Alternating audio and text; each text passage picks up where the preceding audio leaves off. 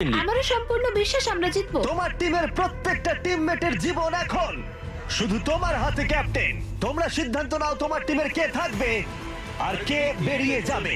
চলো ভাই, 3, 2, এই লালকে শুরু করো। ব্রিজ তৈরি করো। প্রত্যেক টিমের কাছে 5টা করে পিস আছে, একটা পড়ে গেলেই সবকিছু শেষ হয়ে যাবে। আস্তে আস্তে আস্তে। তুমি ভালো করছো, তুমি ভালো গ্রিন করছো। টিম এগিয়ে যাচ্ছে আর অরেঞ্জ টিম এখনো পর্যন্ত একটাও সেট করতে পারেনি। ওয়ারেন জিতবে ও ওয়ারেন। দারুণ খেলছে। ওটাকে উল্টো করে ঘুরে আস্তে আস্তে আস্তে ভাই, আস্তে সাবধানে। ওরকম ওরকম। দেখা যাক এবার কি হয়।